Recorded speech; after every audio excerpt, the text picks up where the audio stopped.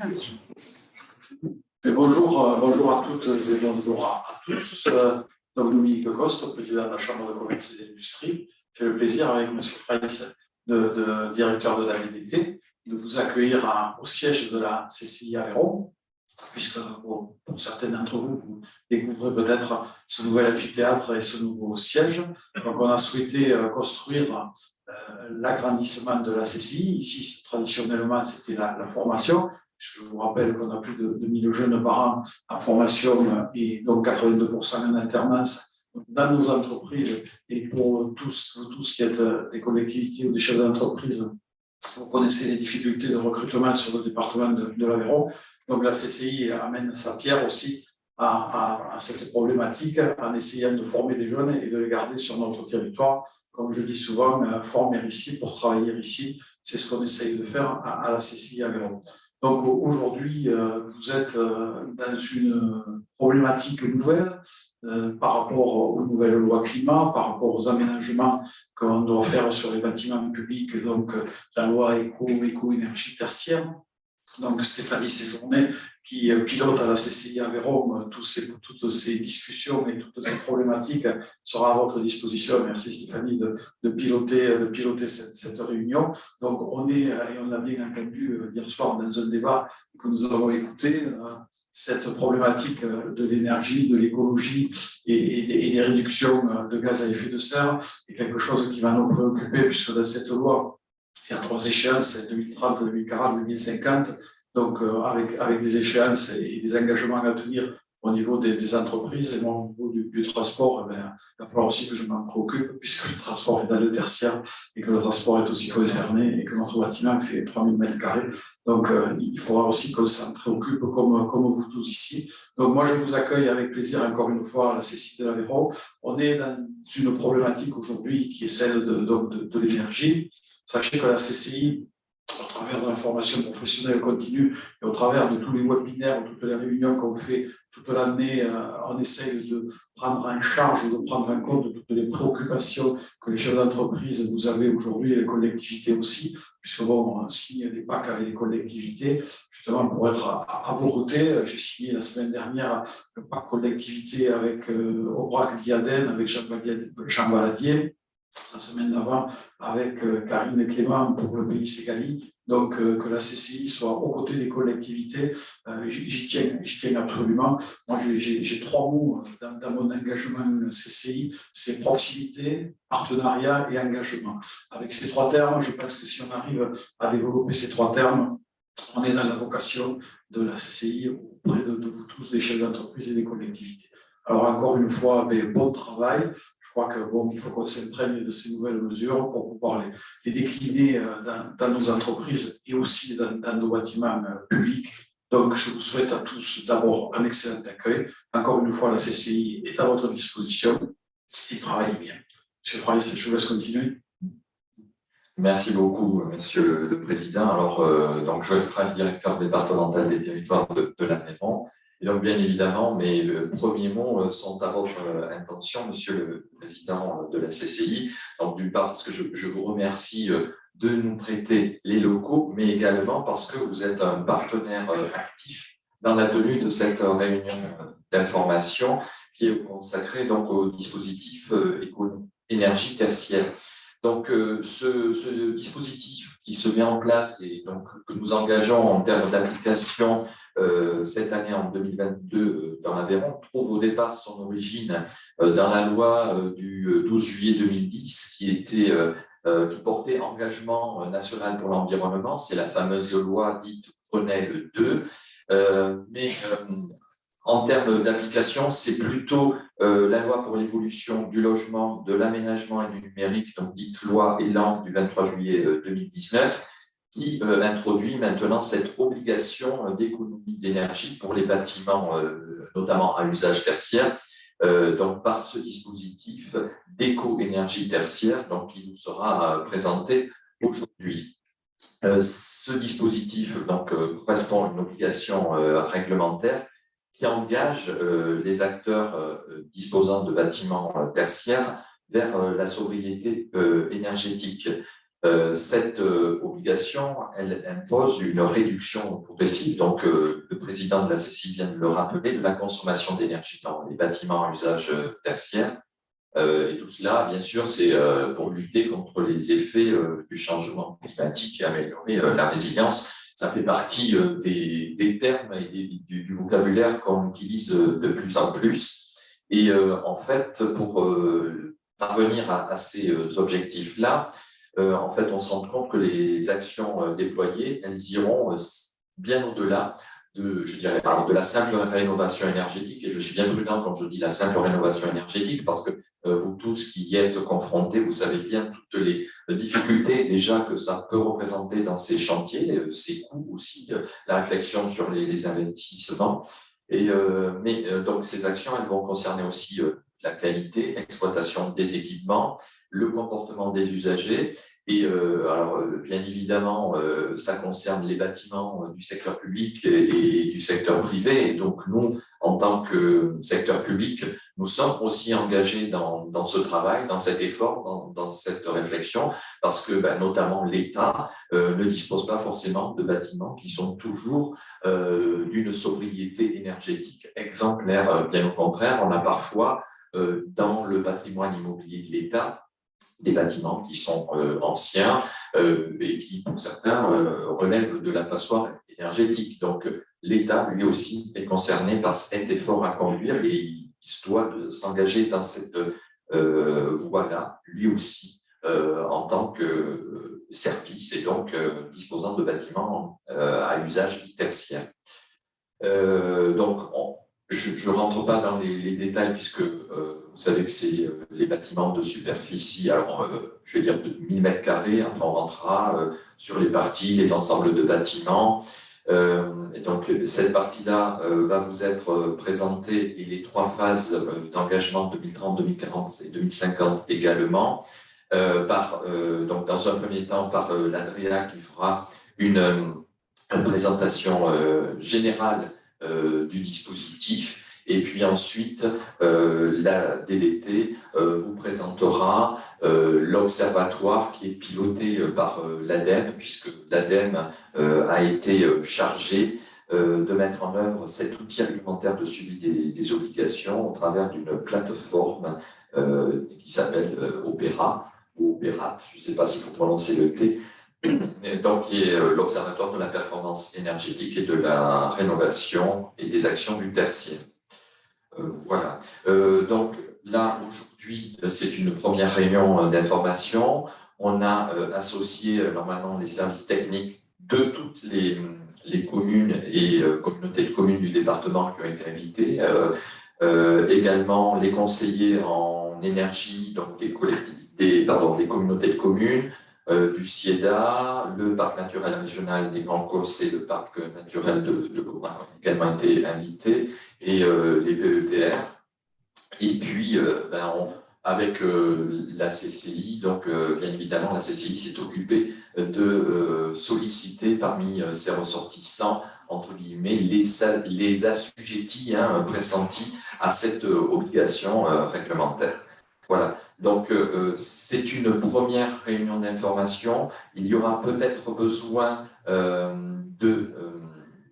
d'ouvrir sur d'autres réunions plus spécifiques et techniques en fonction des besoins qui seront exprimés au cours de cette première journée ou des remarques que vous pourrez faire passer aux services qui ont piloté cette première réunion d'information. Et donc là, après, derrière, on essaiera de se mettre en ordre de bataille conjointement avec la CCI sur les sujets communs pour engager d'autres actions complémentaires d'information et de communication plus précises.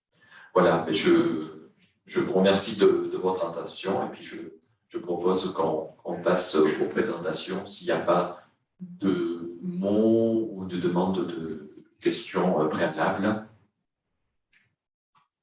dans la salle et en visioconférence, parce que je n'ai pas encore l'habitude. Visioconférence, donc s'il n'y a pas de demande particulière, je pense qu'on peut attaquer les présentations. En tout cas, pas de questions spécifiques dans la salle virtuelle. Voilà. Combien on a de personnes On a là actuellement 21 personnes qui se sont connectées à qui sont distance. connectées en plus de la En salle. plus de l'amphi. C'est ça. D'accord, très bien, très bien.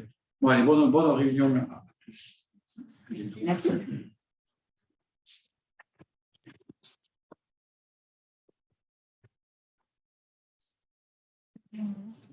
Alors, c'est bon.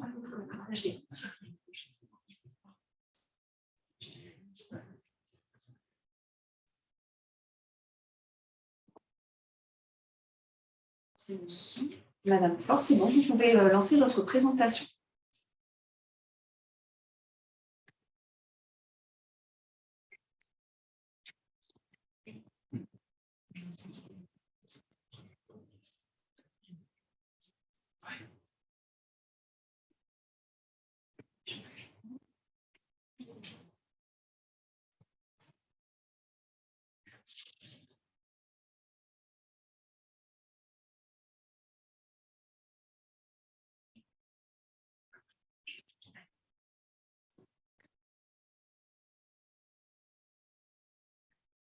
Vous allez pouvoir couper l'autre aussi.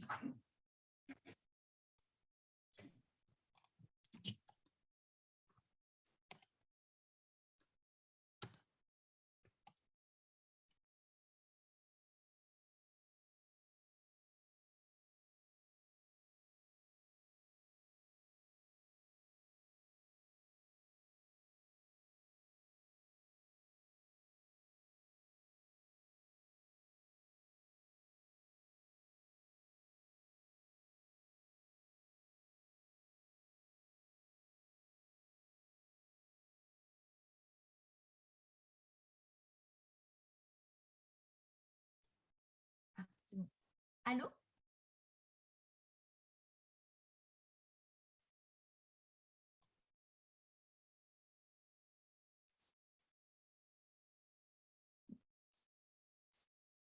Bonjour, est-ce que vous m'entendez? Je ne vous entends pas.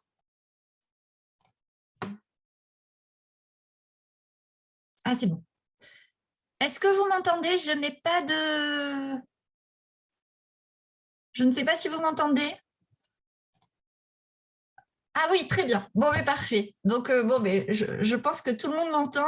Bonjour à tous. Donc, je suis Anne Forêt de la DREAL, Occitanie, donc à Toulouse, au département bâtiment construction, chargée de mission bâtiment durable. Donc, je vais vous présenter, comme l'a indiqué Monsieur le directeur, les grandes lignes du dispositif éco-énergie tertiaire.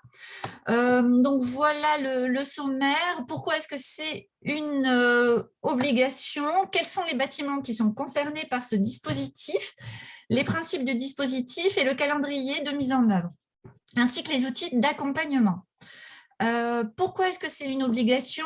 Parce que dans le cadre de l'atteinte de la neutralité carbone en 2050, en tout cas, c'est la ligne, l'objectif que s'est donné la France, atteindre la neutralité carbone en 2050, le secteur du bâtiment représente un grand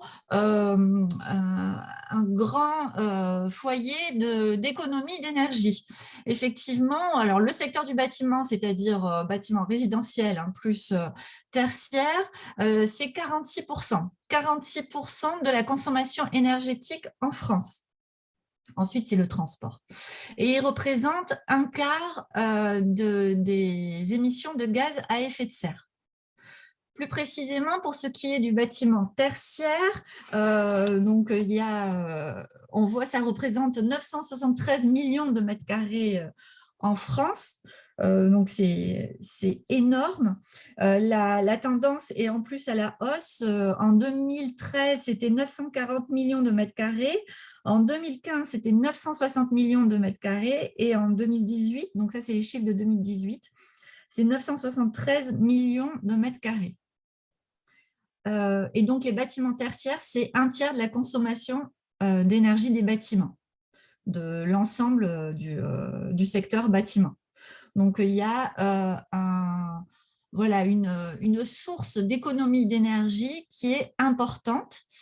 Et donc, c'est l'enjeu du dispositif éco-énergie tertiaire de parvenir par palier à atteindre des objectifs d'économie d'énergie. Alors, quels sont les bâtiments concernés? Ce sont donc les bâtiments tertiaires. Donc, les bâtiments tertiaires, c'est le secteur tertiaire qui intervient par complémentarité avec le secteur primaire et secondaire. Donc, le secteur tertiaire, on peut le diviser en deux sous-secteurs, le secteur marchand et le secteur non marchand. Donc, le secteur marchand, c'est-à-dire les commerces, les transports, les activités financières, donc la banque, les bergeries, restauration, l'information, la communication. Ouais, tout ce qui est marchand et tout ce qui est non marchand. Donc, c'est principalement l'administration, les administrations publiques, l'enseignement, la santé, l'action sociale. Voilà. Donc, le secteur tertiaire, c'est la France, en fait, est un modèle économique fondé sur le tertiaire, dont le tertiaire représente la plus grande part, puisque 73% des emplois en France sont des emplois du secteur tertiaire. Donc, c'est vaste. Et ça concerne à la fois le public, bien sûr, et le privé. Donc, l'assujettissement se veut large. Il concerne tous les bâtiments donc, à usage tertiaire, dont le seuil est de 1000 m² d'activité tertiaire. Donc, il y a plusieurs cas de figure. Ça peut être, donc là, on le voit avec le premier alinéa, un bâtiment d'une surface égale ou supérieure à 1000 m² qui soit exclusivement alloué à un secteur tertiaire, à un usage tertiaire. Donc là, voilà, là, il n'y a pas de difficulté, c'est assujettissement. Ça peut être aussi dans un bâtiment qui mêle à la fois des bâtiments résidentiels ou d'autres activités et en même temps des activités tertiaires. Dans ces cas-là, ne seront pris en compte pour l'assujettissement que les surfaces qui concernent les activités tertiaires. Et après, ça peut être tout ensemble de bâtiments qui sont situés sur une même unité foncière ou sur un même site, dès lors qu'il s'agit de bâtiments qui hébergent des activités tertiaires et qu'ils atteignent 1000 m². Donc, la notion d'unité foncière, c'est un ensemble, c'est un îlot qui est d'un seul tenant et qui est composé de une ou plusieurs parcelles qui appartiennent à un même propriétaire. Donc, on peut parler de sites scolaires, sites hospitaliers.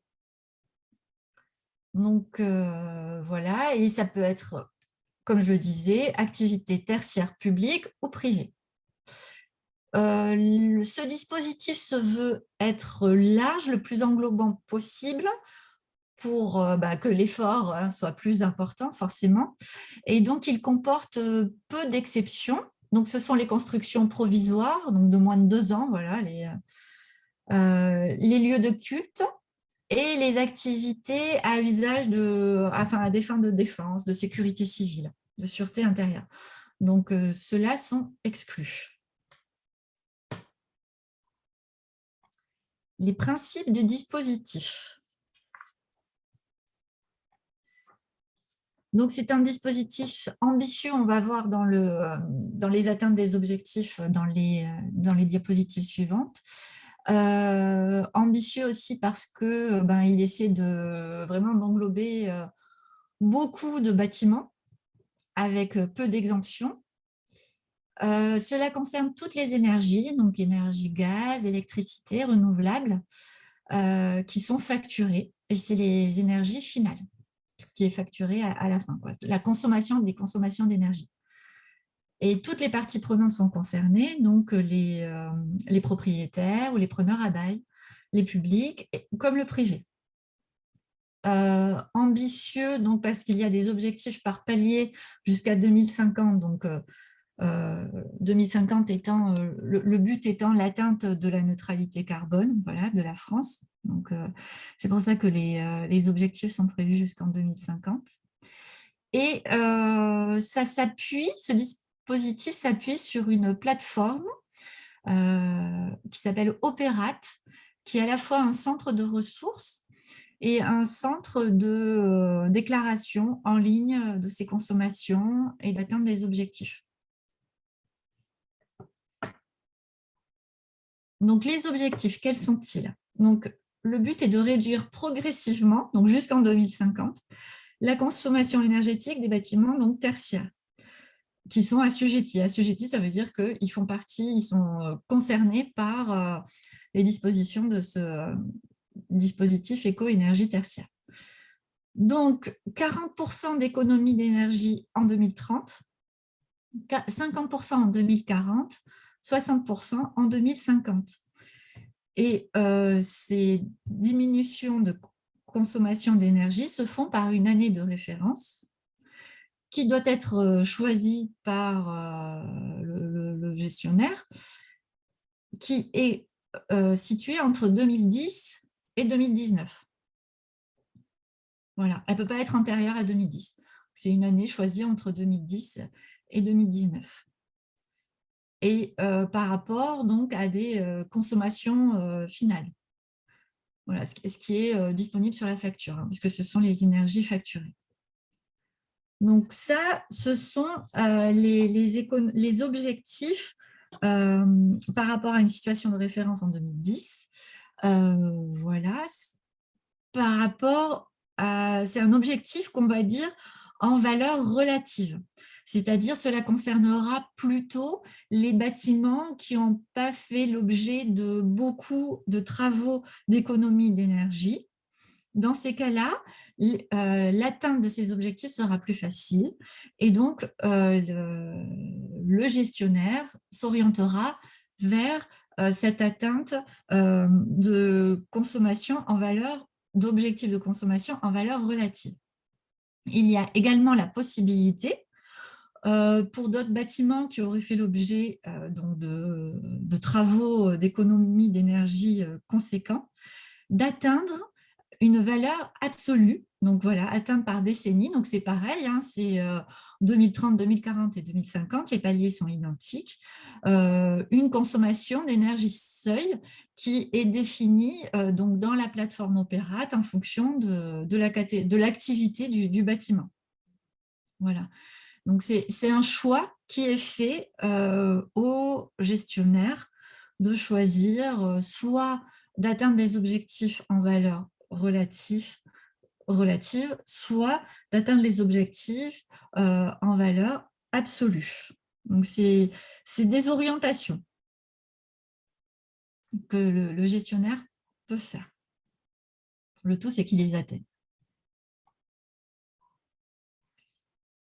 Il y a la possibilité de moduler ces objectifs de réduction de consommation dans différents cas.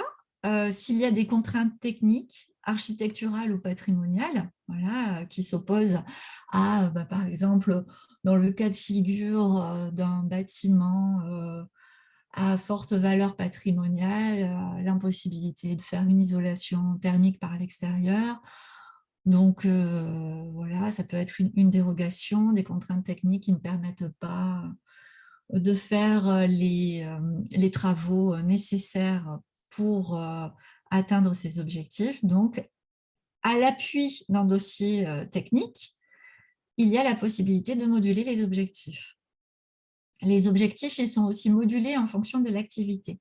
Chaque activité a des différents objectifs qui sont automatiquement renseignés dans la plateforme Opérat. Voilà, la plateforme Opérat, elle a les objectifs en fonction des activités du bâtiment tertiaire. Et enfin, une autre possibilité de modulation des objectifs, c'est en cas de disproportion économique, c'est-à-dire que les coûts générés pour atteindre ces objectifs sont tellement élevés que ils sont pas utiles au retour sur investissement et trop long. Dans ces cas-là, pareil, à l'appui d'un dossier technique, il y a la possibilité de moduler les objectifs.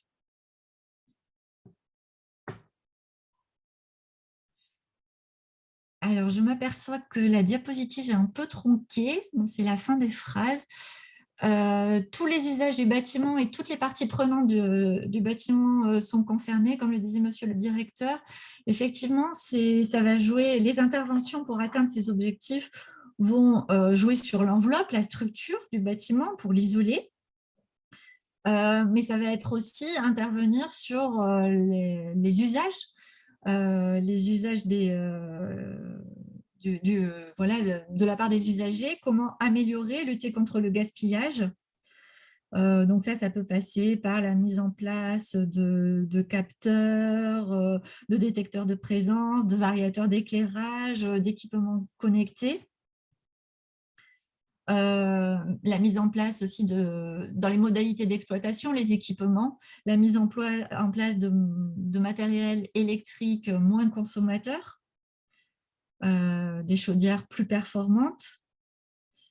Ça peut être aussi dans le stockage numérique des données, ce qui permet d'importantes réductions d'économie d'énergie. Voilà, ce n'est pas simplement les travaux sur la structure, ça va de l'enveloppe du bâtiment jusqu'à son usage au quotidien, le comportement des occupants.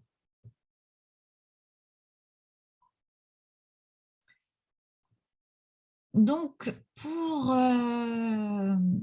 suivre la mise en place de ce dispositif éco-énergie tertiaire, l'ADEME a développé une plateforme qui s'appelle Opérat, qui a plusieurs fonctions, qui est un outil de déclaration en ligne des consommations. Donc voilà, les assujettis, chaque année, vont remonter les consommations de leur bâtiment. Donc ça, c'est un outil de déclaration. Sur Opérat, on voit aussi les objectifs d'atteinte de réduction de consommation d'énergie qui sont évalués en fonction de la catégorie du bâtiment. Le gestionnaire déclare également l'année de référence à partir de laquelle il va définir ses réductions de consommation. La plateforme va produire annuellement une attestation de déclaration des consommations et la situation par rapport aux objectifs définis. Donc là, le premier, ce sera moins 40% en 2030. Voilà. Donc, et c'est également un centre de ressources pour toutes les questions qu'on se pose sur ce dispositif. Et Nadine Nègre, ma collègue de la DDT, vous fera une présentation plus détaillée de cette plateforme après cette présentation. Donc, le calendrier de... Hop, j'arrive pas à passer la diapositive. Peut-être que ça... Faut que j'attende un petit peu. Ah, ça passe plus. J'essaie un petit peu, sinon je vous le dis sans diapositive.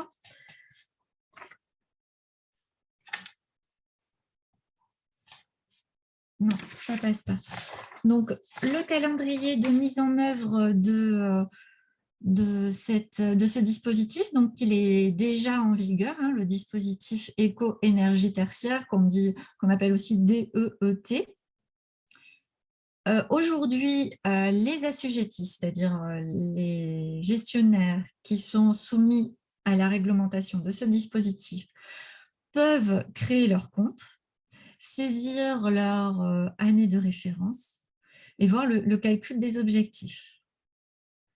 Ah, voilà, c'est passé très bien. L'échéance du 30 septembre 2022, c'est la première échéance de remontée annuelle des données de consommation. Donc, d'ores et déjà, vous pouvez le faire. Et puis, l'échéance est prévue au 30 septembre 2022.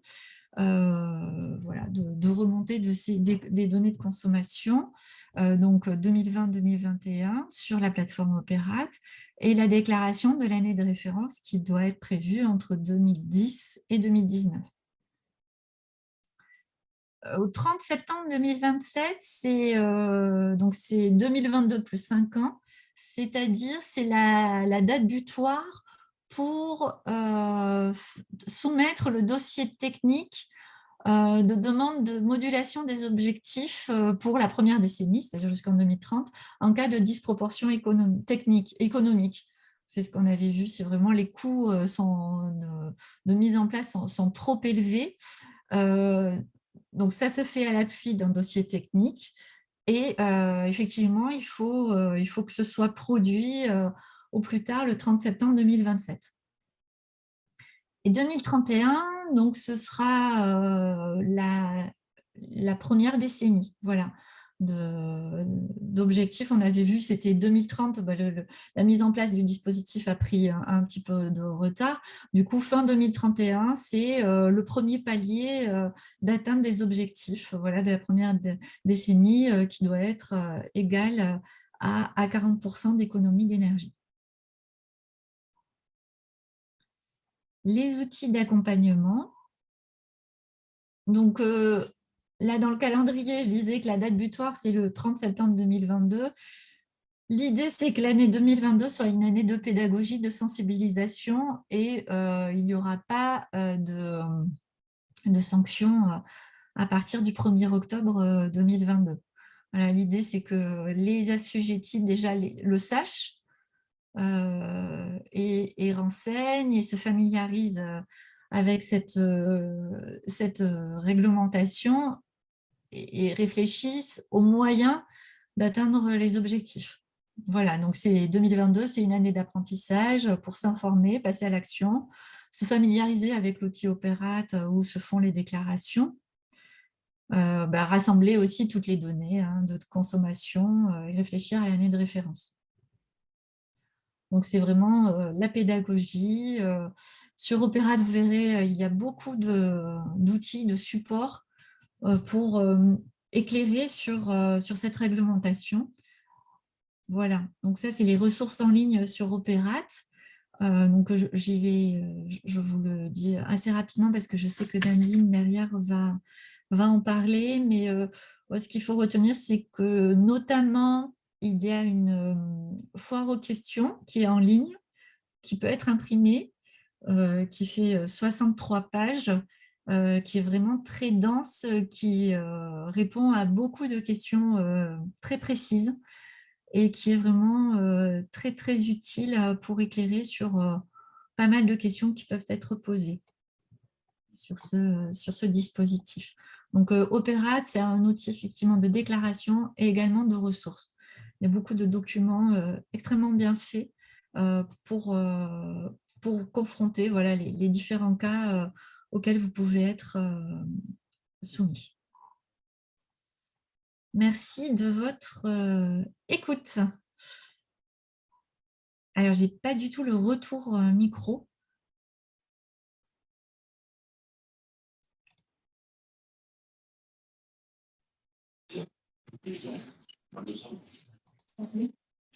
J'enlève mon...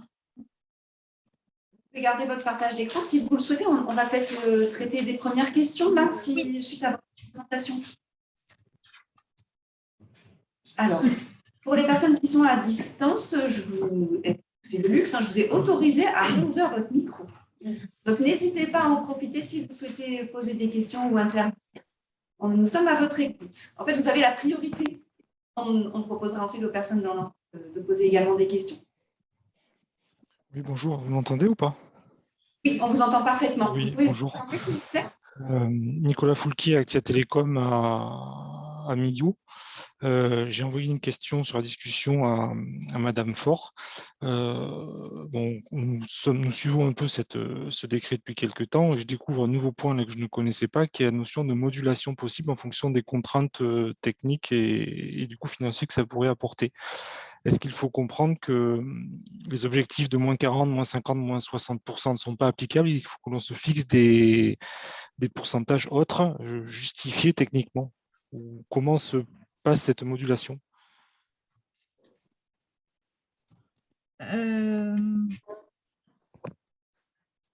Donc, c'est avec un dossier technique qui doit être fourni à l'appui. Donc, il doit comporter un audit. Enfin voilà, c'est un vrai dossier technique et effectivement, ça permet de moduler les objectifs. Pas forcément de s'en exonérer, mais de les moduler.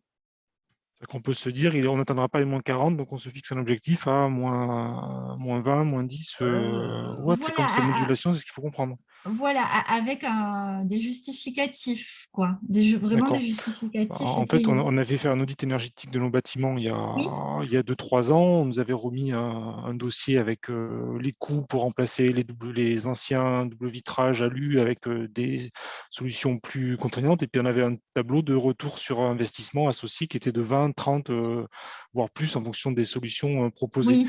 Donc, voilà, tout ça est calculé. Et c'est vrai qu'aujourd'hui, on a du mal à voir comment on va pouvoir atteindre du moins 40% dans les conditions actuelles de nos bâtiments sans en passer par des travaux Très hyper lourd. coûteux et très lourd, avec un retour sur investissement qui est très long et qui va au-delà des échéances annuelles de 2030, 2040, 2050. Voilà, donc dans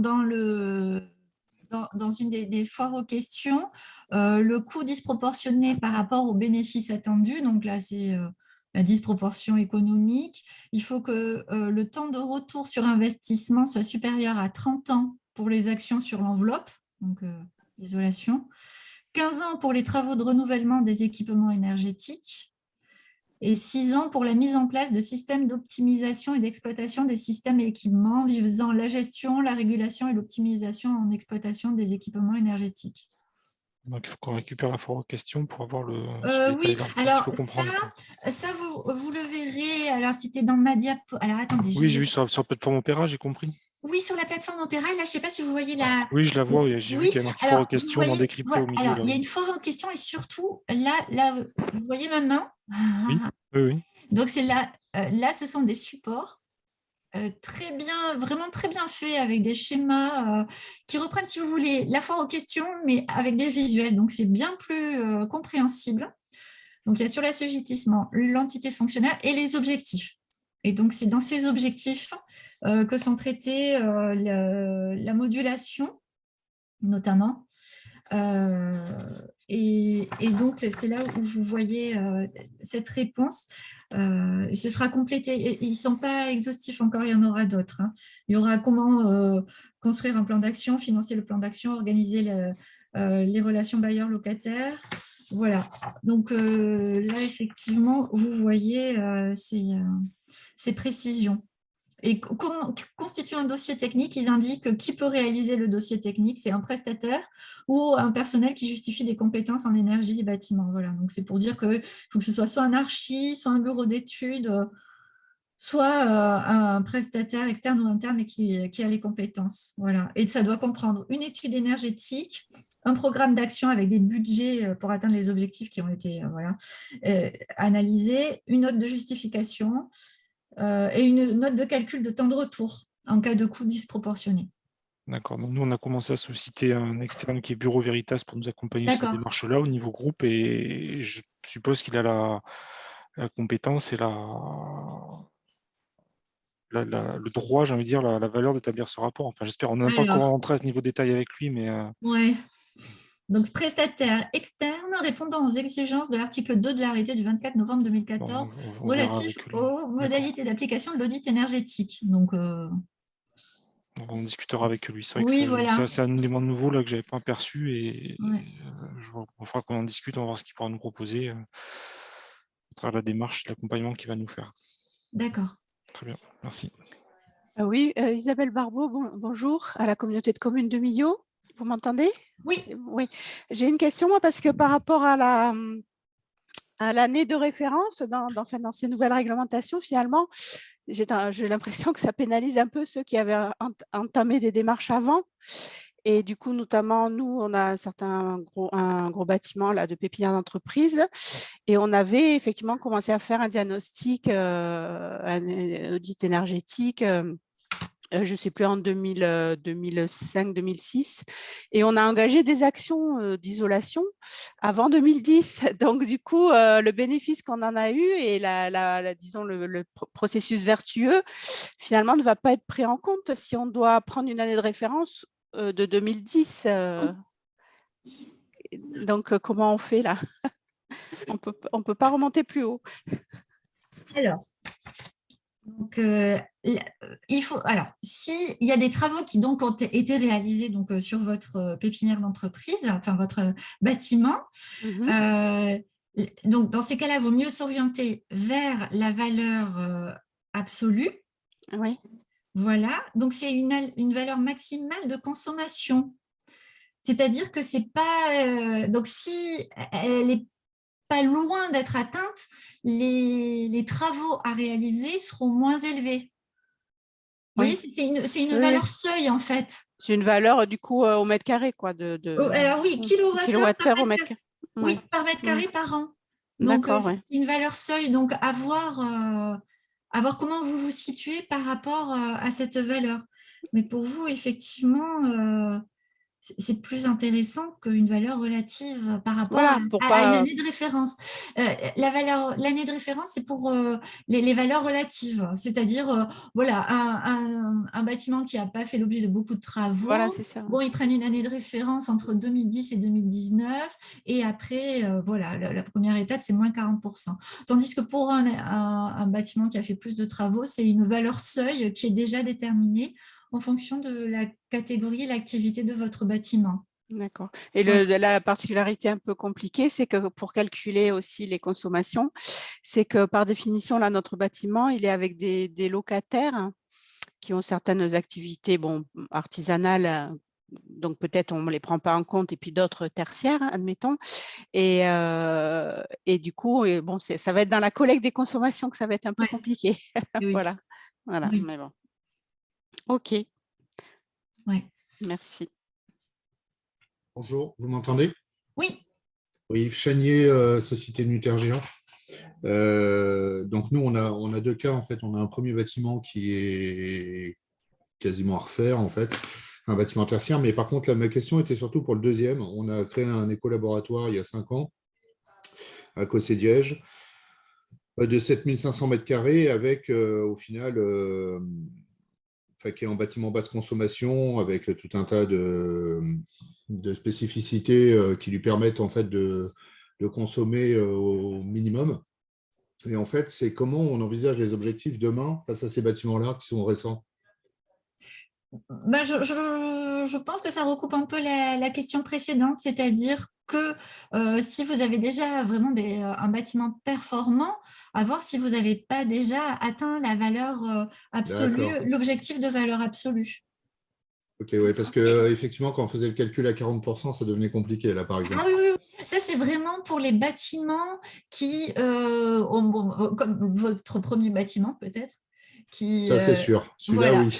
ça. Où là, vraiment, c'est des atteintes par palier, moins 40%. Tandis que pour ceux qui sont déjà bien, performants, si c'est un basse consommation, voilà, c'est-à-dire il faut atteindre, c'est la consommation seuil, quoi, qu'il ne faut pas dépasser. Donc, si vous êtes en dessous de cette consommation seuil, c'est très bien. Enfin, il n'y aura pas… les efforts ont déjà été réalisés, quoi. Et pour la déclaration, on déclare bâtiment par bâtiment? Oui. C'est foncier par foncier à chaque fois? Oui, bâtiment par bâtiment, oui. D'accord. OK. Merci. Est-ce qu'il y a des questions dans l'amphi? Je vous apporte le micro. Oui.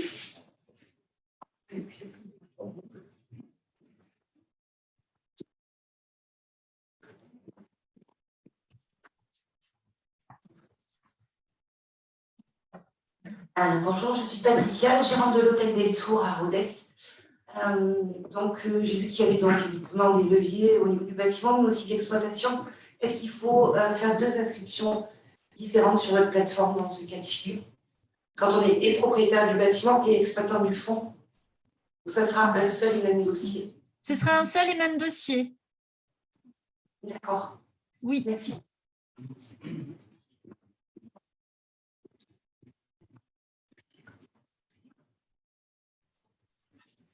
Il y a un identifiant par bâtiment. Ça s'appelle EUB, enfin bon, bref, mais c'est un identifiant par bâtiment, oui, tout à fait.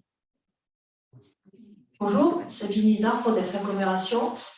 J'ai un peu du mal à comprendre comment vont s'organiser les propriétaires et locataires pour faire leur déclaration. Et également dans le cas de DSP, comment ça fonctionne? Notamment dans le cas, je n'ai pas entendu la fin. Délégation de service public. Ah voilà, délégation de service public. Donc effectivement, c'est la bonne question. Donc ils doivent se mettre d'accord. Alors là, vous avez beaucoup de réponses dans la foire aux questions. Sur justement, il y a tout un chapitre sur qualité des assujettis, la relation entre propriétaires et locataires, les obligations, les liens successifs, les responsabilités entre propriétaires, bailleurs. Donc, et il va y avoir, au même titre que les supports là, que vous avez là, il va y avoir un support sur organisation, relations, bailleurs, locataires. Donc, il y a toute une petite littérature, si j'ose dire, hein, parce que c'est de la littérature réglementaire, sur voilà, comment organiser les relations bailleurs-locataires. Mais effectivement, c'est quelque chose à identifier. Et donc, il y a différents cas de figure. Donc là, pour le coup, comme c'est assez général, je vous invite à le lire. Voilà. Et du coup, le propriétaire fait une déclaration et le locataire aussi. Alors, normalement, il y a une seule déclaration. D'accord. Oui. Et qui a la charge de propriétaire ou... D'accord, il n'y a pas de règle en fait. Il n'y a pas de règle. Il faut se mettre d'accord. D'accord. Oui. Et une autre petite question. Oui.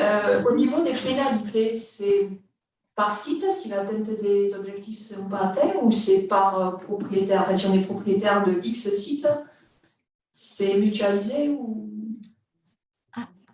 Alors, par entité foncière, d'accord. Par Fonctionnaire.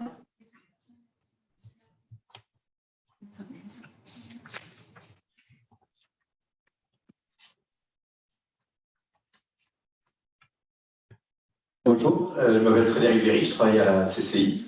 Ma question est un petit peu la même que Mme Hédard, merci. Comment se calcule la superficie s'il y a des locataires dans le même bâtiment foncier? Donc sur un site foncier, on a des locataires et des propriétaires. Comment se calcule la superficie? Alors déjà, il faut voir si le bâtiment il est assujetti dans son ensemble. Il est, sauf si on sépare la partie locataire et la partie propriétaire. Auquel cas, on descend peut-être en dessous de 1000 m², on n'est plus assujetti. Voilà. Ça, c'est le calcul à faire. Donc, on peut diviser le site foncier s'il est divisé entre propriétaire et locataire. Alors, quand vous dites locataire, c'est résidentiel, je n'ai pas bien compris si c'était locataire tertiaire ou locataire résidentiel. Non, locataire tertiaire, oui. Ah oui, d'accord. Donc là, vous regardez effectivement si l'atteinte des activités tertiaires, que ce soit locataire ou propriétaire, peu importe, atteint les 1000 m². Voilà, donc si c'est supérieur ou égal à 1000 m², dans ces cas-là, le bâtiment est assujetti et après, on part sur l'entité fonctionnelle. Donc là, c'est la déclaration entre propriétaire et bailleur. Mais d'abord, la première étape, c'est voir si c'est assujetti ou pas, si ça atteint ces 1000 m². Merci.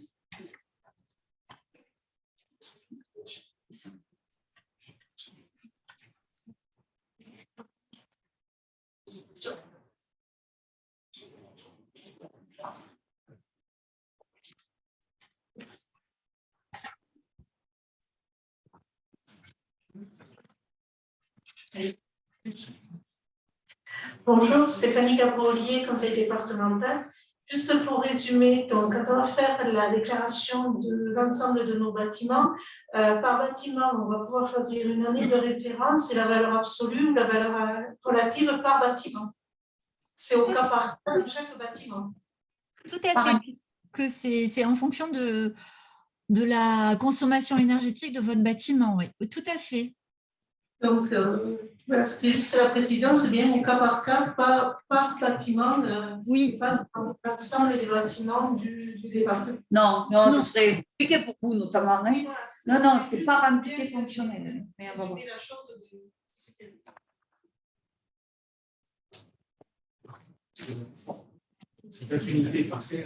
Bonjour, Frédéric Gilles, EDF. En fait, je vous pose une question. Quand on est dans plusieurs bâtiments sur une même unité foncière, est-ce que le gain doit être de 40% sur chaque bâtiment ou par rapport à l'unité foncière dans le global? C'est-à-dire qu'on peut avoir des bâtiments avec 80% de réduction d'énergie et d'autres bâtiments avec seulement 20%, où il faut que tous les bâtiments aient 40%.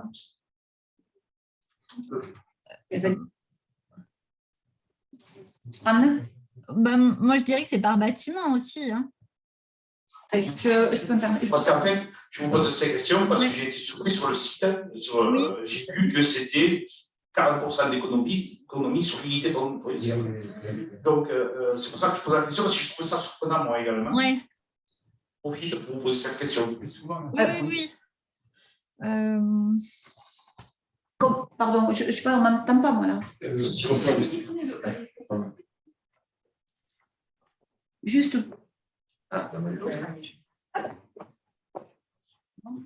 Allô?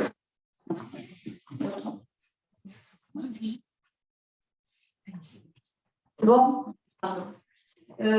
oui, moi j'ai compris, là on verra, ils en parlent à un endroit, on peut donner un bâtiment qui est bénéficiaire, qui fait plus d'économies que 40%, peut en donner à un qui en fait moins. Comment? Vous avez eu la même lecture. Ah oui, moi j'ai eu la même lecture que vous, et même dans les webinaires auxquels j'ai assisté, ils le présentent comme ça. Hein. Oui, tout à fait. C'est donc dans le document sur l'assujettissement, si je ne me trompe pas, c'est le cas pratique C, donc c'est la page 20. Donc, il y a plusieurs bâtiments sur une même unité foncière.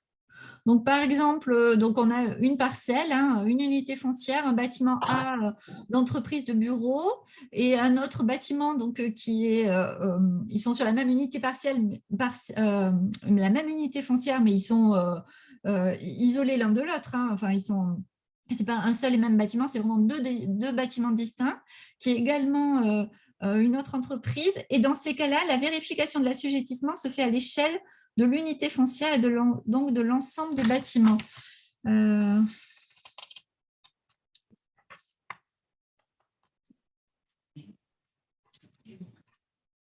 sais pas si ça répond bien.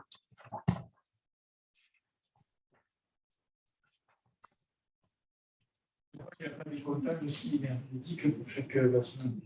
Il faut avoir des passages beaucoup et pas forcément avoir le décret. C'est plus compliqué de gérer le bâtiment. En fait, nous, EDF, en fait, je suis là aussi parce qu'on accompagne les clients. Oui. Et on fait de sorte aux clients.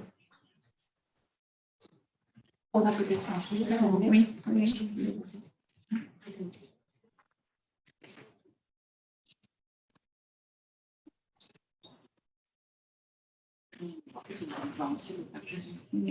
Madame Faure, merci. Avec plaisir. Du coup, j'enlève mon partage d'écran. Oui, merci.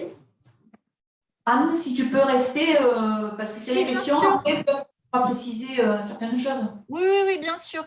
Je ne sais pas si ça a enlevé mon partage d'écran. Non, pas encore. Mince.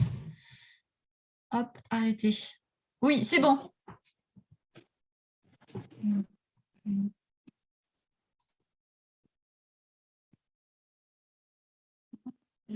Est-ce qu'elle voit l'exprimer? Oui, mais je n'ai pas le partage.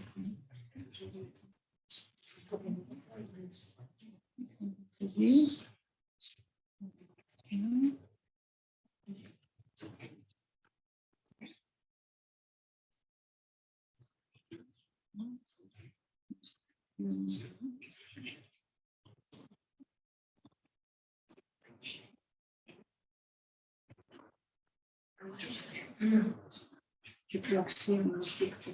Ça.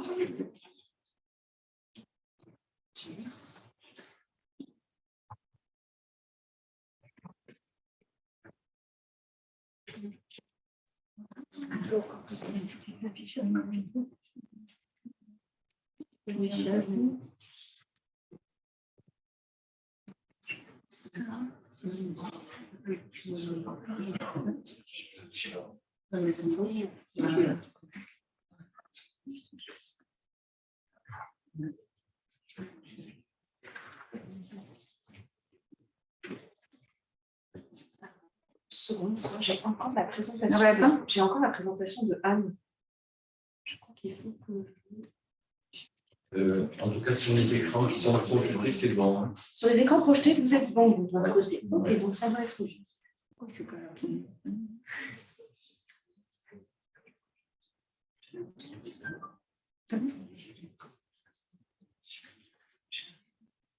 Est-ce que distanciel, est-ce qu'un différentiel, non, vous ne l'avez pas. Si elle ne l'a pas, c'est moi, je n'ai rien vu. Exactement. En fait, c'est comme si la présentation de Anne n'était pas désactivée. Moi, je vais voir si. Ouais, j'ai essayé de sortir. Oui, je vais carrément. Oui, oui. Parce que moi, je suis encore en présentateur. Mince. Alors, je ferme tout comme ça, au moins. Ouais. Et y compris votre caméra et votre micro, Anne. Oui, oui.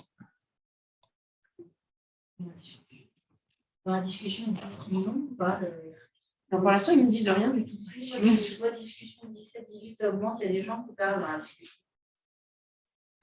Et moi, je n'avais pas cette discussion. Non, moi, je l'ai. Le 18, je l'ai. Ça, je vous confirme. Le 18, je l'ai, mais je n'ai pas de nouveaux éléments là depuis. Et par contre, j'ai le partage de Anne qui est toujours effectif. Je ne sais pas comment arrêter ça. Est-ce que les. Donc là, ça nous met rien à main et eux, ils nous disent que. Arrêtez le partage de ici. Donc, on a une évidence sur une vidéo. Ah, on est bon. Bon. Donc, normalement, allez-y, vous devriez. Si vous, de votre côté, avant vous cliquez sur nouveau partage. Je l'avais normalement. Ah oui, allez-y. Ouais, Vous souhaitez présenter celui-là oui, c'est ça. Et c'était partagé. Et là, normalement, on doit être bon. Alors là, je pense que ça défile pas. Je ne peux pas faire défiler mon diaporama. Il faut que vous reveniez, par contre, la ligne, il faut que vous reveniez sur votre présentation directement pour pouvoir activer au fur et à mesure. Oui, parce que là, vous êtes sur le Zoom. En fait, Vous êtes sur le Zoom. Par contre, là, sur le Zoom. Comme tu as partagé ton écran, il faut que tu sois sur la présentation. Et je ne vous ai pas en partage. Je ne vous vois pas en partage. On est toujours sur la présentation. Nous, ça. Là, on défile. Et ouais, on défile. Vous ne défilez pas du tout sur Zoom. Voilà, là, on est au départ. Et si on défile, là, nous, on défile.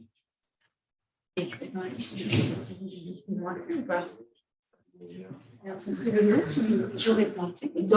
Est-ce que les gens, ceux qui sont en distanciel, ils voient Opéra à l'écran, c'est OK pour moi. Donc, je pense que c'est vous, madame, parce que tous les autres, ils vont. C'est le mien qui a planté. Oui, c'est vous. Ouais, c'est le mien qui a complètement planté. C'est carrément. Donc, c'est bon, j'y vais, Stéphanie. Allez-y, allez-y. Oui. Si eux arrivent à vous voir, allez-y. Donc, bonjour à tous, Nadine Nehme. Au sein de la DDT, je suis chargée entre autres du portage de la politique publique de l'État en matière de bâtiments et de construction. Donc aujourd'hui, je vais tenter de vous faire une petite présentation de la plateforme Opéra, parce que je suis loin d'être une spécialiste. J'avais sollicité l'ADEME, mais je pense que l'ADEME est sollicitée largement par ailleurs et donc ils n'ont pas répondu à notre invitation.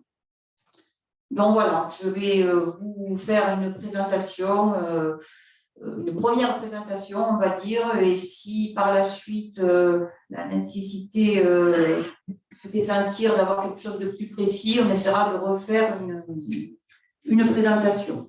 Bon, sachant que sur la plateforme Opéra, il y a quand même énormément de ressources, donc il faut avoir un peu de curiosité et d'aller chercher les infos. Vous verrez qu'il y a, elle s'étoffe au fur et à mesure, cette plateforme. Il y a quand même pas mal de renseignements et pas mal de réponses aux questions que vous pourriez vous poser.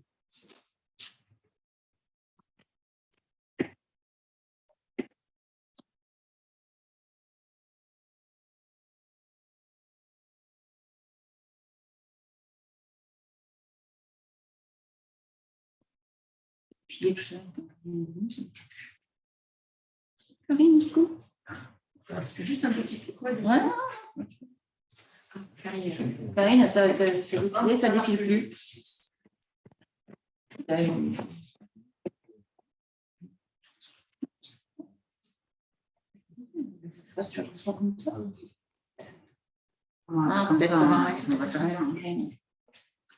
Donc, Opéra, c'est l'Observatoire de la performance énergétique, de la rénovation et des actions du tertiaire. Pour aller sur cette plateforme, c'est le lien qui est indiqué là sur la diapo, opéra.adem.fr. Sur cette plateforme Opéra, vous allez retrouver trois piliers des ressources. Donc, comme l'a dit Anne dans son diaporama précédent, il y a un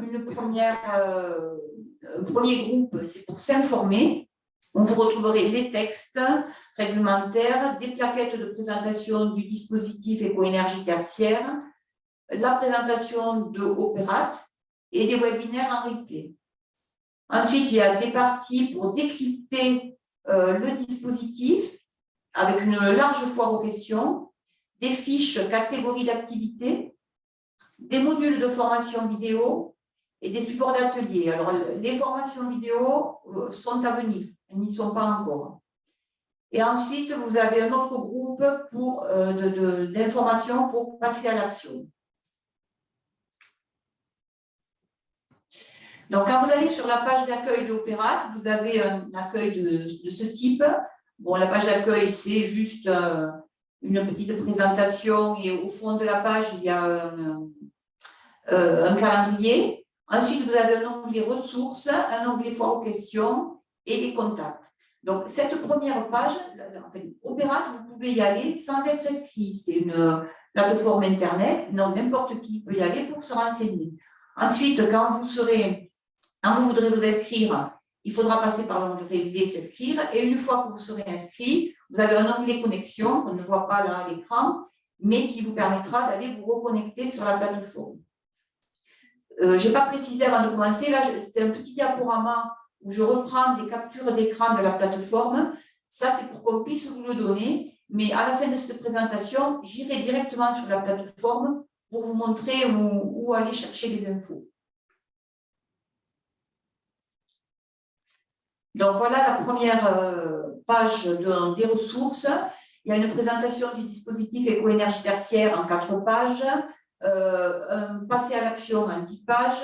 Ensuite, il y a une segmentation pour les catégories d'activités et les sous-catégories. Donc, c'est dans ces segmentations de catégories et sous-catégories d'activités que vous trouverez plus précisément si vous êtes assujetti ou pas. Ensuite, il y a des outils d'animation et de décryptage. Il y a 3 ateliers actuellement. Il devrait y en avoir 7 au total.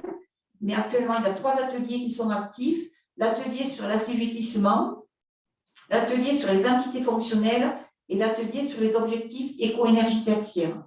Et c'est notamment là que vous retrouverez la question que posait monsieur tout à l'heure sur c'est pas les modulations, c'est la globalisation des objectifs. C'est dans cet atelier que vous le trouverez.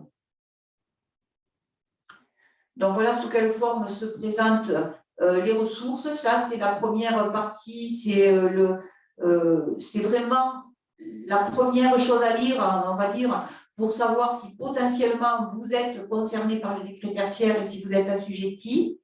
Et ensuite, une deuxième page, pareil, avec 10 actions principales à mettre en œuvre pour passer à l'action. Voilà, c'est juste des captures d'écran, je vous le montrerai tout à l'heure également. Donc voilà, là on a une liste un peu plus précise des potentiels concernés par le dispositif. Ça, c'est une liste assez globale quand même. Et il y a une liste encore plus détaillée avec des sous-catégories, par exemple sur les commerces, des sous-catégories pour aller plus en détail dans la description des bâtiments. Parce qu'en fait, il faut savoir que plus vous allez aller en détail dans la description de votre partie à déclarer, plus vous avez de chances d'obtenir les gains énergétiques voulus. Sinon, si vous n'allez pas dans le détail, ça va prendre des valeurs étalons qui seront à votre désavantage. Alors, l'assujettissement. On est assujetti dans les 3 configurations suivantes. Sont assujettis les propriétaires et, le cas échéant, les preneurs à bail de bâtiments ou parties de bâtiments dont la superficie de tertiaire est supérieure à 1000 m². Dans le premier cas, vous avez un bâtiment, il y a un seul bâtiment, où tout est du tertiaire supérieur à 1000 m². Donc le bâtiment il est assujetti. Dans ce bâtiment, il y a du résidentiel et du tertiaire. Vous faites la somme de tout le tertiaire, il y a plus de 1000 m², vous êtes assujetti. Ensuite, vous avez plusieurs bâtiments sur la même unité foncière. L'unité foncière, je rappelle, c'est plusieurs parcelles contiguës, donc plusieurs parcelles contiguës appartenant au même propriétaire. Donc, vous faites la somme de toutes les parties tertiaires sur cette unité foncière. S'il y a plus de 1000 m², vous êtes assujetti. Et ensuite, il y a aussi la notion de site. Dans le site, ça va plus loin que l'unité foncière. Le site, ça peut être, il peut y avoir une route, il y a un siège social d'une entreprise, un bâtiment d'un côté de la route, un bâtiment de l'autre côté de la route. On peut considérer que c'est un site. Et là, pareil, on fait la somme des surfaces tertiaires. Si on est à plus de 1000 m², on est assujetti. Donc, il y a un logigramme de cheminement pour savoir si on est assujetti. La première question à se poser, est-ce que mon bâtiment héberge des activités tertiaires? Sinon, je ne suis pas assujetti. S'il en héberge, est-ce que je suis dans les cas d'exclusion? On a vu qu'il y avait très peu de cas d'exclusion. Donc, si on n'est pas dans les cas d'exclusion, est-ce que mon bâtiment ou ma partie de bâtiment cumule une surface d'activité tertiaire supérieure à 1000 m²? Alors non, si on a un non, on regarde si on a un lien fonctionnel avec d'autres bâtiments sur l'unité foncière ou sur le site. Si c'est toujours non, si on est toujours en dessous de 1000 m², on n'est pas assujetti. Et si c'est oui, en revanche, si on n'est plus de 1000 m², on est assujetti. Donc voilà, ce logigramme, il résume les cas d'assujettissement. Je le trouve assez clair. Bon, après, il faut se poser la question. Ensuite, on a répondu à la première question. Je suis assujetti. Maintenant, il va falloir définir les entités fonctionnelles. Alors, parce qu'en fait, dans Opéra, on va faire des déclarations à l'échelle d'une entité fonctionnelle. Une entité fonctionnelle, c'est un binôme propriétaire et preneur à bail, le cas échéant. On va voir un exemple.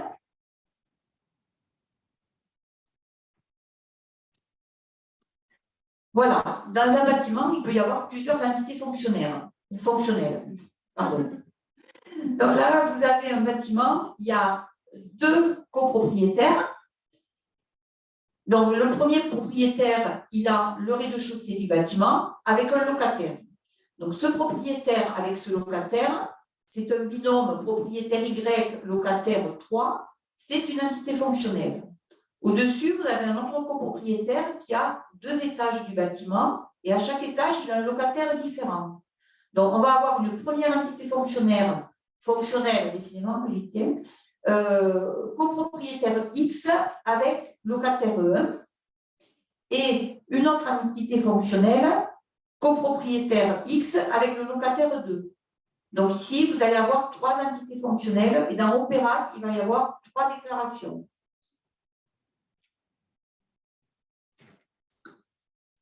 On revient aux objectifs à atteindre, même si Anne les a dit tout à l'heure, alors je vais y passer assez rapidement.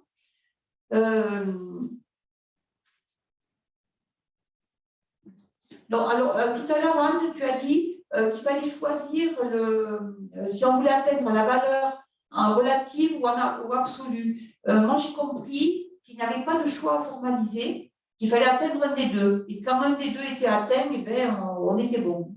Oui, c'est une orientation, en fait. Ah, d'accord. Tout à fait.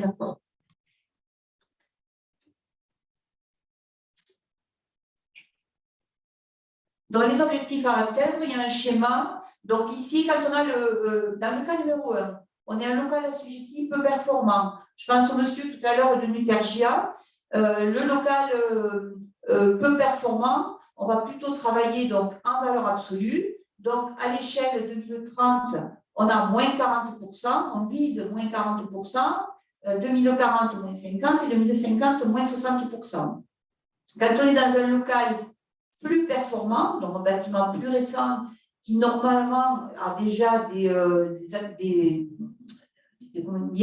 atteint des valeurs énergétiques assez performantes, on va plutôt raisonner en valeur absolue. Alors actuellement, je pense qu'il n'y a que l'arrêté valeur absolue numéro 1 qui est sorti, donc pour les bureaux et l'enseignement primaire et secondaire de mémoire.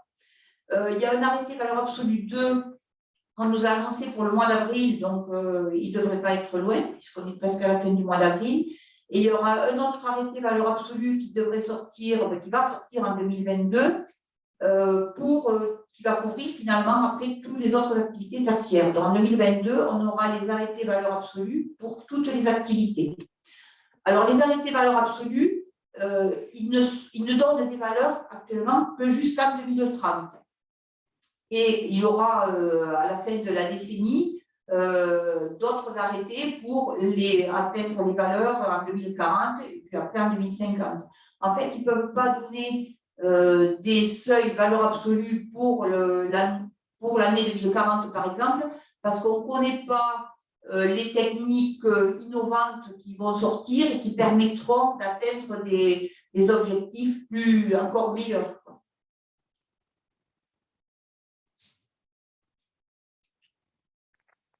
Donc, je reviens à la page d'Opérat sur les ressources. Vous avez un guide utilisateur Opérat qui a été mis à jour, mais qui va encore évoluer. Des outils pour faire des imports de données, déjà. Alors là, je ne vais pas du tout aller voir là-dedans parce que moi, ce n'est pas du tout mon domaine. Et ensuite, il y a des vidéos. Trop loin. Des vidéos et des replays. Alors là, j'avais fait ma capture d'écran avant le dernier webinaire. Il y a un webinaire qui date du 6 avril, qui est actualisé par rapport à ceux qui sont avant et qui est quand même bien, qui donne vraiment beaucoup d'explications, qui est assez détaillé. Vous avez ensuite les textes réglementaires et des guides pour aller plus loin vers la rénovation.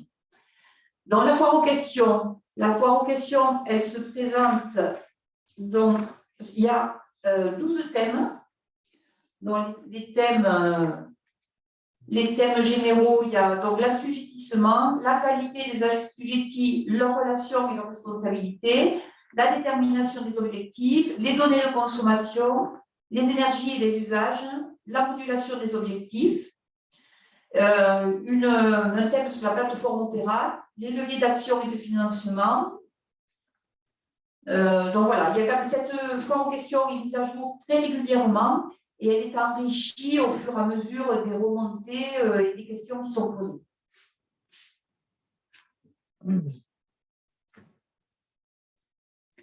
Donc le calendrier, Anne l'a présenté, je ne vais pas y revenir. Donc on répète et on ne vous met pas la pression. l'année 2022, c'est une année d'apprentissage.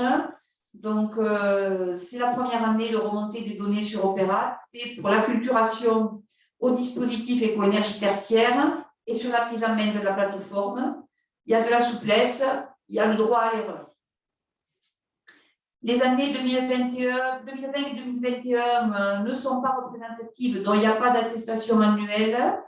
Et 2022, en fait, on va dire que c'est l'année la plus chargée en termes de saisie, puisqu'il faut s'inscrire, déclarer le patrimoine assujetti et il faut faire plusieurs déclarations de consommation. Et les années suivantes, il y aura moins de travail puisqu'il n'y aura que l'année en cours, enfin l'année précédente à saisie.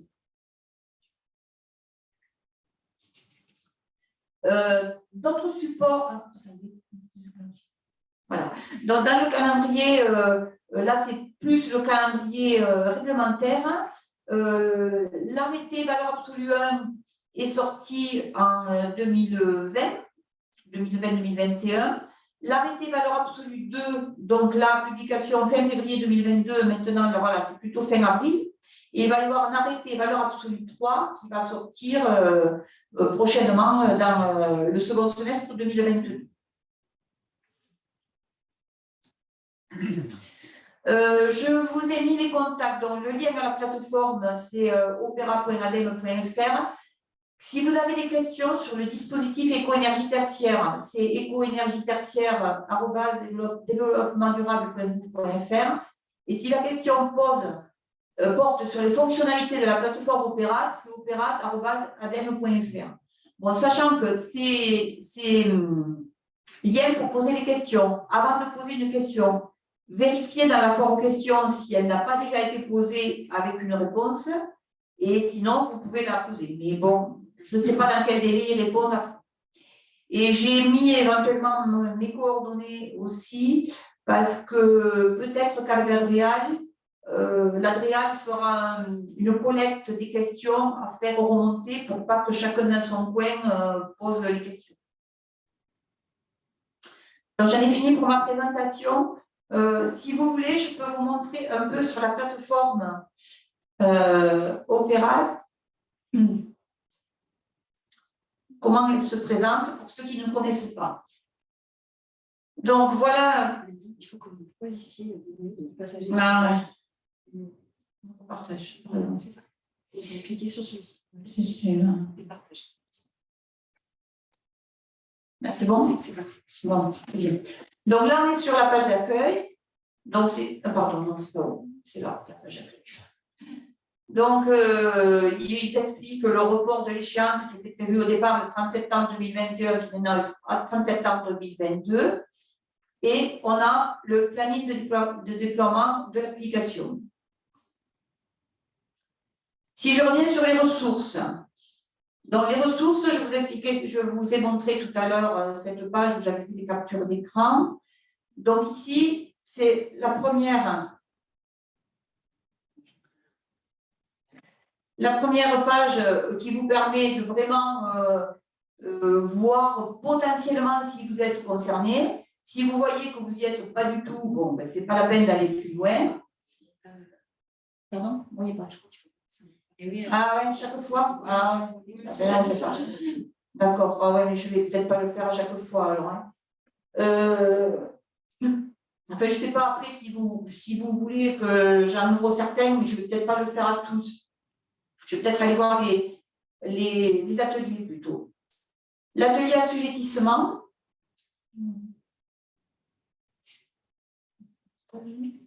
Voilà, atelier 1, assujettissement à gauche.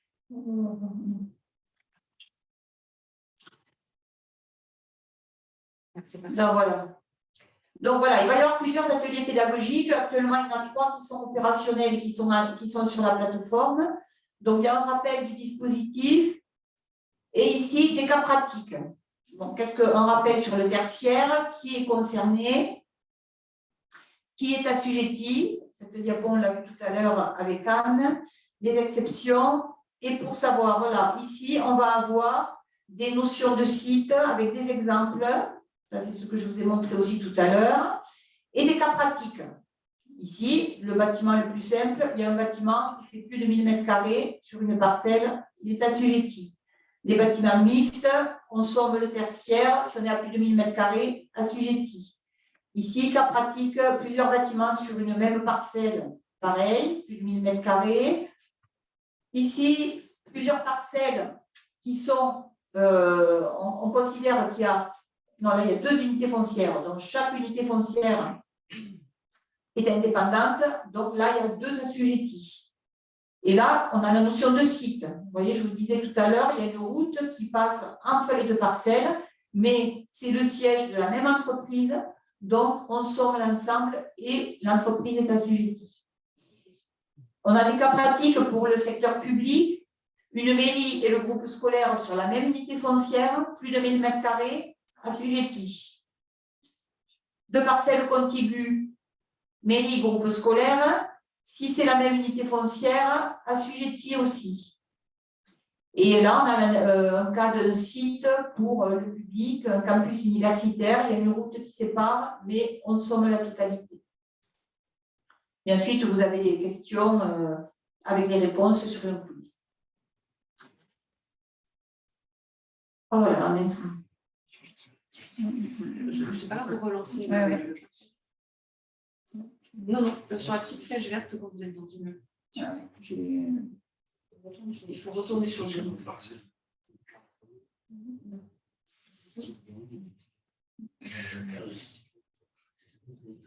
Donc, au niveau des ateliers, on a la même chose. Donc, pour les entités fonctionnelles qui vont vous donner ici. Okay.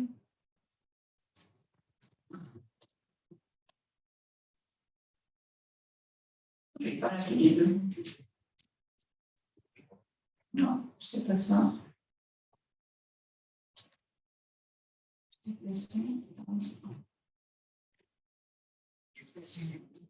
Non, si, c'est celui-là. Il est partagé là ou pas? Non, vous ne l'avez pas. Hein? Si, vous l'avez. Non? En haut, là. En haut à gauche. Je ne voyais pas, parce que je ne suis pas sur la bonne chose. Donc, je vous rappelle, la déclaration sur opéra se fait au niveau de l'entité fonctionnelle. Donc, une fois que vous avez déterminé que votre bâtiment est assujetti, il va falloir aller déterminer les entités fonctionnelles. Et c'est là que ça va un peu se compliquer, à mon avis. Mais bon, il faut se pencher sur le problème. Il faut discuter entre propriétaires et locataires. Ça, c'est sûr que là, ça va être important et primordial. Voilà, quelle est mon entité fonctionnelle? Il faut définir le binôme qu'on va mettre en place et qui va faire la déclaration sur opéra. Donc, je ne sais pas si je vais beaucoup plus loin dans les éléments qui sont là. Pour vous guider un peu dans ce qu'il faut faire, il va falloir dans un premier temps déterminer si vous êtes assujetti et ensuite aller déterminer ces entités fonctionnelles. La plateforme, elle est libre d'accès et une fois que vous pouvez y aller, faire des essais et revenir, modifier certaines données, vous avez le droit de modifier et de reprendre. Donc, ça peut vous permettre de vous approprier la plateforme dans un premier temps. Ensuite, moi, je ne vais pas pouvoir vous donner trop de conseils au-delà de ça. Pour les collectivités, vous pouvez vous rapprocher des conseillers énergie, des communautés de communes ou des conseillers énergie du CIEDA, du PETR, du parc des Grands Cosses, du parc de l'Aubrac, je ne sais plus si j'en ai oublié. Enfin voilà, déjà vous rapprochez d'eux, ils peuvent vous aider administrativement, on va dire, vous aider à peut-être prendre un bureau d'études pour vous accompagner. Après, tout dépend du patrimoine que vous avez à déclarer. Pour les entreprises privées, il y a des bureaux d'études qui peuvent vous accompagner. EDF apparemment peut vous accompagner aussi, d'après ce que j'ai compris. Là, j'avoue que je n'ai pas toutes les données, donc peut-être vous avez des éléments, Stéphanie, ou pas plus que ça? Si, sur les bureaux d'études, en fait, qui sont compétents sur les sujets de l'énergie. Donc, Élodie nous entend, elle pourra éventuellement compléter si nécessaire. On a notamment Adfiné, basé sur le sud Aveyron. On a le bureau d'études de INSEE également, qui travaille sur ce sujet de l'énergie. Élodie, si tu peux me faire les anti-sèches, voilà, merci. IB2M travaille également au quotidien sur ce sujet-là. Effectivement, Stéphanie, il y a INSEE à Rodez, donc notamment Gilles Marty, Adfiné à Millau. On vous enverra les coordonnées, je pense, de tout le monde, ce sera plus simple.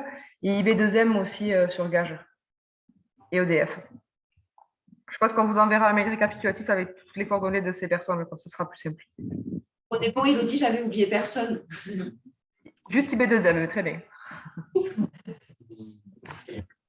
Pour la plateforme Opéra, pour continuer sur la plateforme Opéra, cette plateforme, donc, il n'y a pas encore toutes les données, elle s'étoffe au fur et à mesure, puisque de toute façon, le dispositif éco-énergie tertiaire, c'est du travail sur une longue distance, on va dire. Il y a des modules d'information qui devraient sortir en 2022 sous forme de modules vidéo de 20-30 minutes. Donc, sur l'assujettissement, les objectifs, la modulation des objectifs. On nous avait annoncé aussi, mais je n'en ai pas entendu parler dernièrement, de support de formation à l'attention de différents destinataires, c'est-à-dire que pour les bureaux d'études, il y aurait des supports de présentation plus spécifiques pour les bureaux d'études, il y aurait des supports de présentation pour les contrôleurs qui vont intervenir ensuite pour vérifier l'atteinte des objectifs. Mais bon, ça va venir dans un deuxième temps. Donc voilà, moi je crois avoir dit à peu près ce que je voulais dire. Je vous encourage à aller par curiosité sur la plateforme, voir les infos qui sont susceptibles de vous aider déjà pour savoir si vous êtes assujetti. Les webinaires, notamment celui du 6 avril, donc, qui est très intéressant. Et voilà.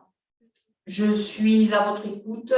On fera passer un questionnaire de satisfaction par la suite et en fonction de vos retours, on essaiera de refaire une info plus précise éventuellement sur la plateforme. Mais ça serait bien qu'on ait quelqu'un de l'ADEME qui est plus spécialiste que moi forcément dans ce domaine.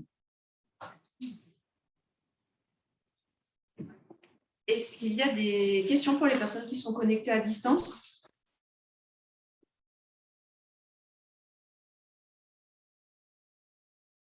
Il y a des questions pour les personnes qui sont présentes dans l'amphi.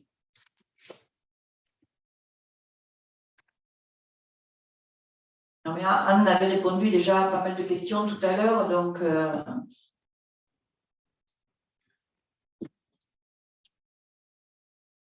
effectivement, si toutes les questions ont déjà été traitées, je vérifie mon fil de discussion quand même. Ça a l'air bien. Si, quand même, un regret.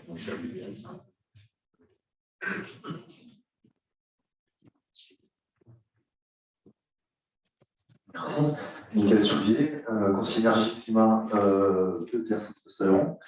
Je voulais savoir sur la surface, est-ce qu'il y a une précision, alors je n'ai pas encore lu la question, je vais aller voir ça, mais sur la surface, est-ce qu'il y a des précisions pour préciser justement pour accompagner les collectivités, par exemple, est-ce qu'on peut aller voir les surfaces assurées, par exemple, pour trouver des bâtiments et les lister? Comment trouver un bâtiment alors ça, c'est compliqué parce que votre collègue à côté de vous m'avait déjà appelé pour savoir comment il pouvait avoir et c'est bien compliqué. D'accord. Alors, apparemment...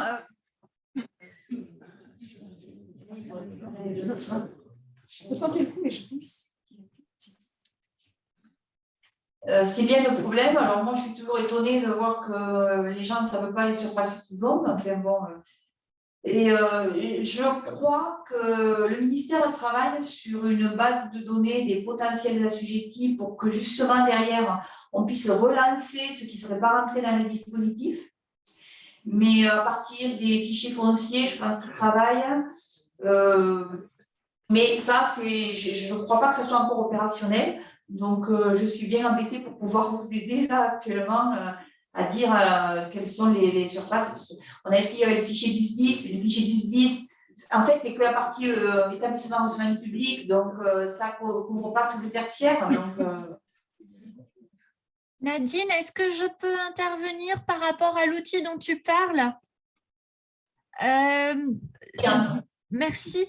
Du coup, effectivement, il y a le ministère qui a signé une convention avec la Banque des Territoires, Enedis et ERDF pour mettre en place un outil, alors uniquement à l'attention pour les bâtiments des collectivités, pour identifier quels étaient les bâtiments assujettis et voir les consommations en fait des bâtiments par bâtiment. C'est un outil qui s'appelle PrioRéno, qui n'est pas encore… enfin, pour l'instant, il est dans les phases tests. Il a été testé dans beaucoup de villes. Alors, malheureusement, aucune en Occitanie, mais qui va entrer en vigueur fin juin, début juillet.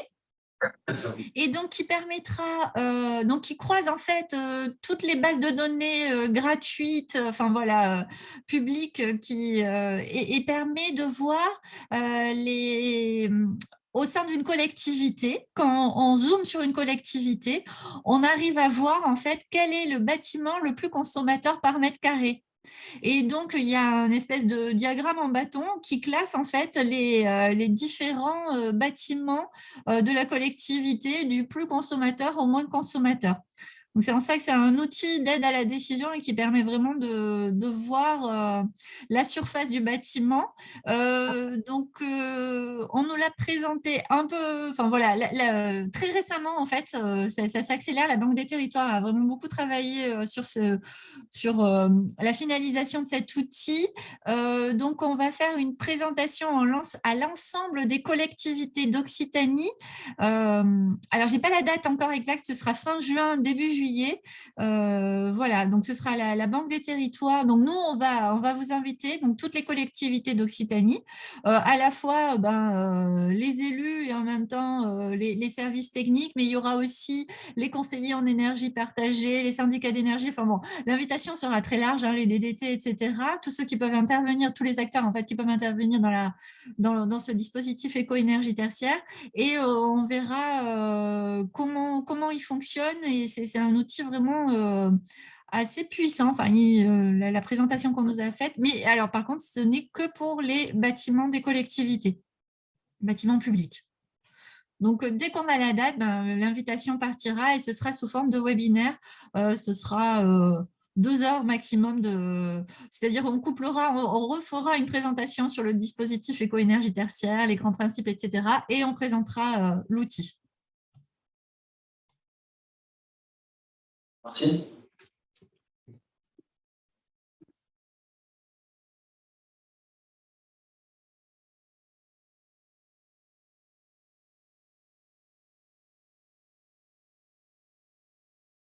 Une dernière question, un petit peu pratico-pratique.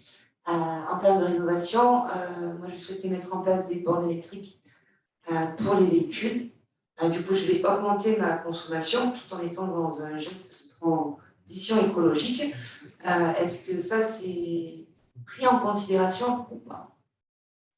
alors, les bornes de recharge électrique, si elles ont un comptage différencié, elles ne rentrent pas elles ne sont pas comptées, bien sûr. D'accord, donc en fait, c'est ce qu'il faut mettre en place pour que ce soit considéré à part de la conso du bâtiment. D'accord, merci. Et les énergies renouvelables, c'est pareil, elles ne donnent pas droit à être…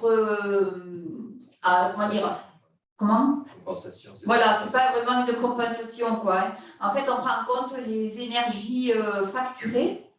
Donc, c'est pas parce que vous allez mettre du photovoltaïque sur le toit qu'il ne faut pas quand même faire des économies par ailleurs. Alors, sauf autoconsommation.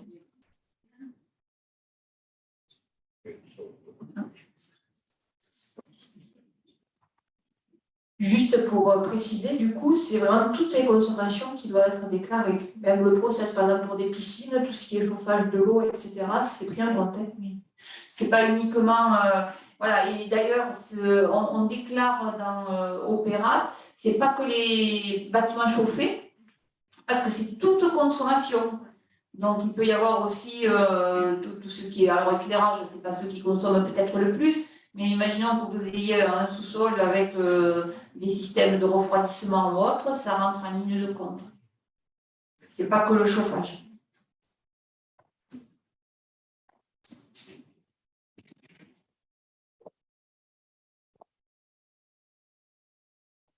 D'autres questions?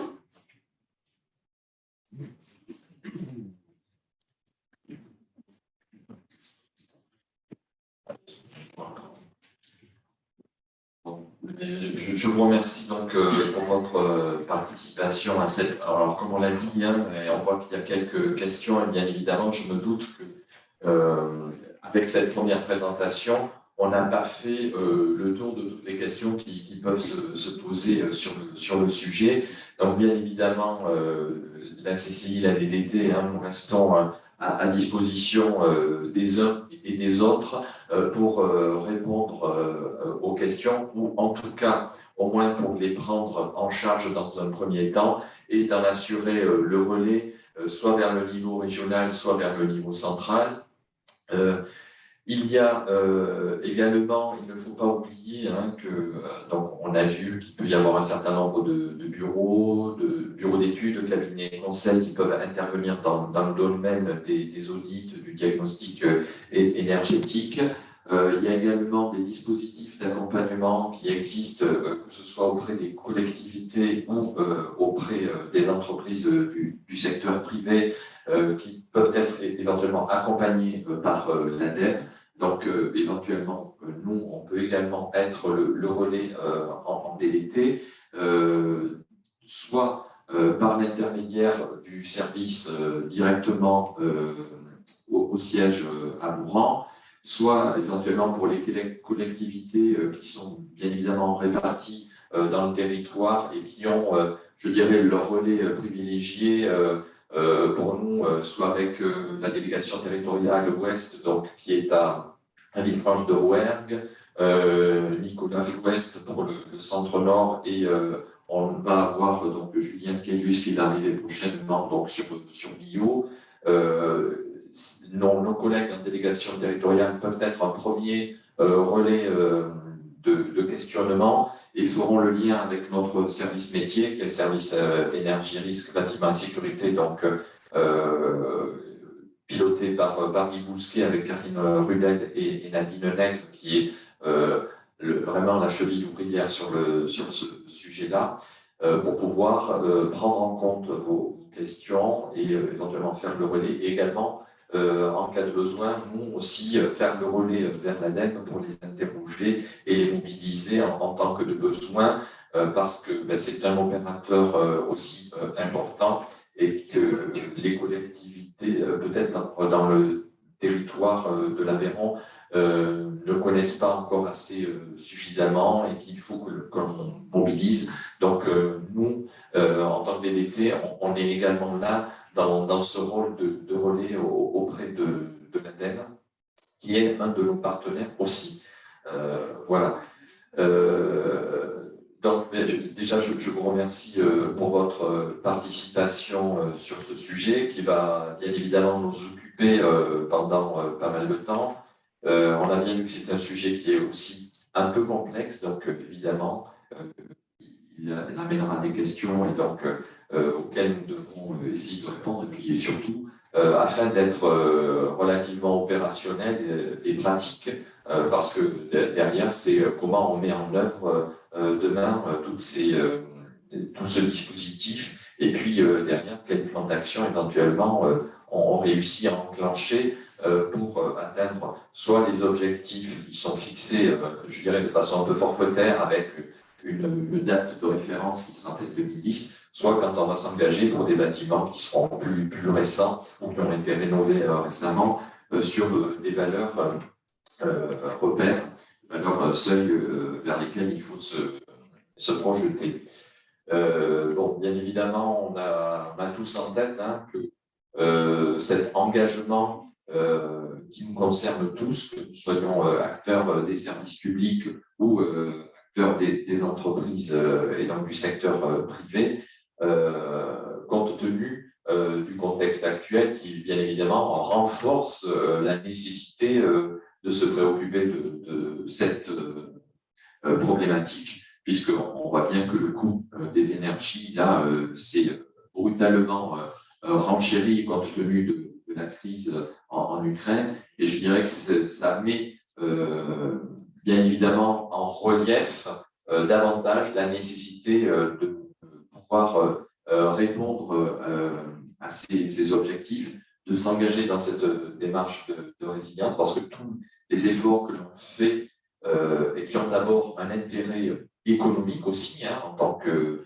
gestionnaire de patrimoine, que l'on soit évidemment entreprise du secteur privé ou, comme je le disais tout à l'heure, j'évoquais le patrimoine immobilier d'État, non-bâtiment représente une charge, donc des coûts. Donc moi, en tant que responsable du secteur public, ben, c'est quand même le denier du contribuable auquel on doit faire attention. Et en fait, c'est une dépense improductive quelque part. Donc, on n'est pas dans un service qui est rendu à l'usager ou pour une entreprise privée, on est sur de la dépense qu'on peut considérer comme un peu improductive puisqu'elle est détournée de son objet. Quand je suis une entreprise qui fabrique quelque chose avec des bâtiments qui sont à l'usage tertiaire, je dirais que la partie d'énergie que je dépense dans le tertiaire, elle n'est pas en rapport avec mon objet de production de biens ou de services.